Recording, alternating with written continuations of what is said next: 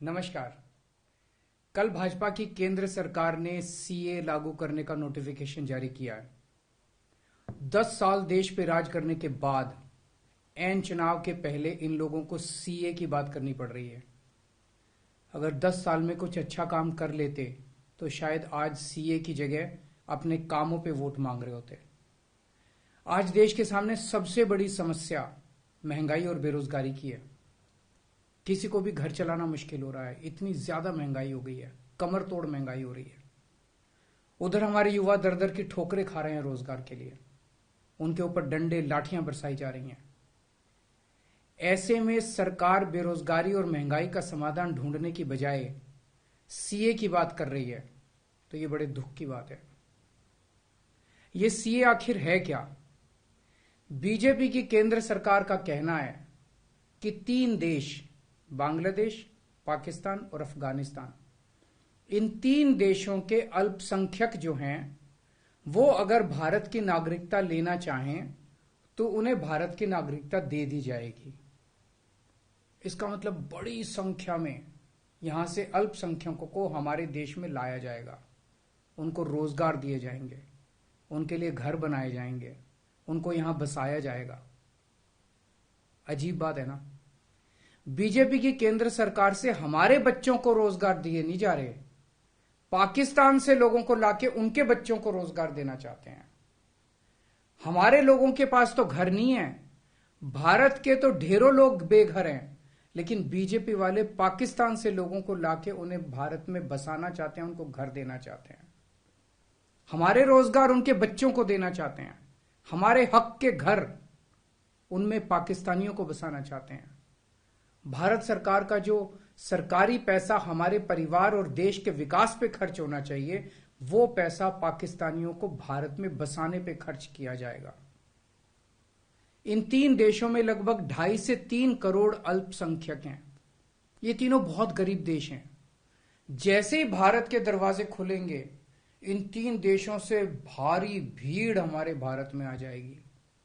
अगर इन 2.5-3 करोड़ में से 1.5 करोड़ लोग भी भारत आ गए तो कौन देगा इनको रोजगार?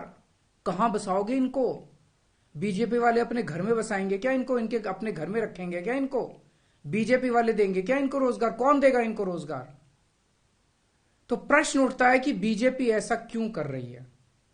कई लोगों से मैंने बात की, कुछ लोगों का कहना है कि ये पूरा का पूरा खेल वोट बैंक बनाने की गंदी राजनीति है। इन तीनों देशों से 1.5-2 करोड़ लोगों को अगर भारत ले आया गया और उनको चुन चुन के इस तरह से देश के अलग अलग भागों में बसाया गया, जिससे जहां जहां बीजेपी के वोट कम है वहां झुग्गियां डाल के अगर इन लोगों को वहां बसाया गया तो वहां बीजेपी का एक पक्का वोट बैंक तैयार हो जाएगा, बीजेपी के वोट बढ़ जाएंगे। और आने वाले इस चुनाव में तो नहीं, आने वाले भविष्य के चुनाव में बीजेपी को इससे बहुत बड़ा चुनावी फायदा मिल सकता है, ऐसा कुछ लोगों का कहना है। मुझे नहीं पता ये सच है कि गलत, लेकिन सबसे बड़ा प्रश्न है कि बीजेपी ये क्यों कर रही है। एक तरफ बीजेपी की हरियाणा सरकार हरियाणा के बच्चों को रोजगार देने में असमर्थ है। रोजगार के लिए हरियाणा सरकार अपने बच्चों को इजराइल भेज रही है। इजराइल में हम सब जानते हैं कि युद्ध चल रहा है, हमारे बच्चों को युद्ध में धकेला जा रहा है। अपने बच्चों को तो रोजगार है नहीं और पाकिस्तानियों को भारत लाके उनके बच्चों को रोजगार देना चाहते हो। मेरी तो यह बात बिल्कुल समझ से परे है। बीजेपी वाले पूरी दुनिया से बिल्कुल उल्टा चल रहे हैं। पूरी दुनिया में कोई भी देश अपने पड़ोसी देशों के गरीबों को अपने घर नहीं लाना चाहता। पड़ोसी देशों के लोगों को अपने देश में आने से रोकने के लिए पूरी दुनिया में हर देश तरह तरह के कानून बनाता है, बॉर्डर पे दीवारें लगाता है, बॉर्डर पे बिजली की तारें लगाई जाती हैं ताकि पड़ोसी देश का कोई भी व्यक्ति हमारे देश के अंदर ना आ सके। बीजेपी शायद अकेली पार्टी है पूरी दुनिया की जो पड़ोसी देश के गरीब लोगों को अपने देश में घुसाने के लिए दरवाजे खोल रही है, बिल्कुल उल्टा कर रही है। एक और बात है सोचने की, पिछले 10 सालों में 11 लाख से ज्यादा भारत के बड़े बड़े अमीर उद्योगपति और व्यापारी भारत छोड़ के चले गए।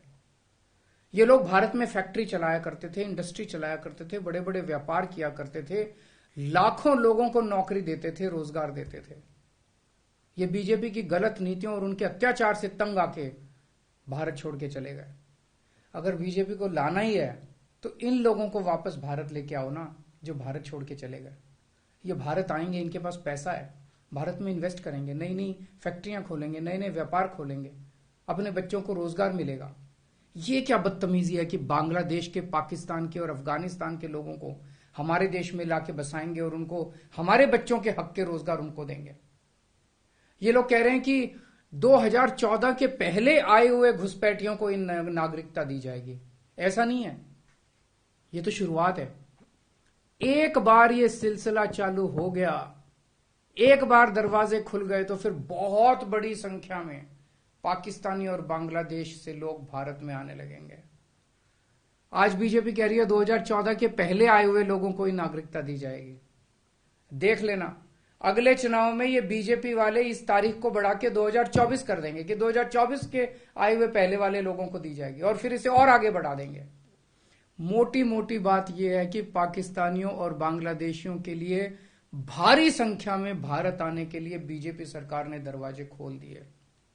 ये देश के लिए बेहद खतरनाक है और इसका सबसे ज्यादा खामियाजा उत्तर पूर्व, नॉर्थ ईस्टर्न स्टेट्स भुगत रहे हैं, खासकर आसाम।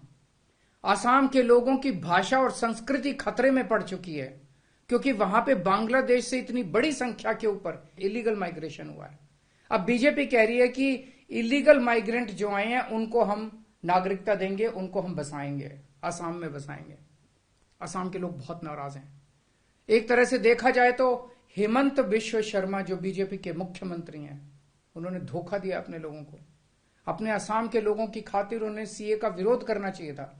उन्हें कहना चाहिए था कि आसाम के लोगों की संस्कृति और भाषा दोनों खतरे में है, यह बिल्कुल बर्दाश्त नहीं किया जाएगा।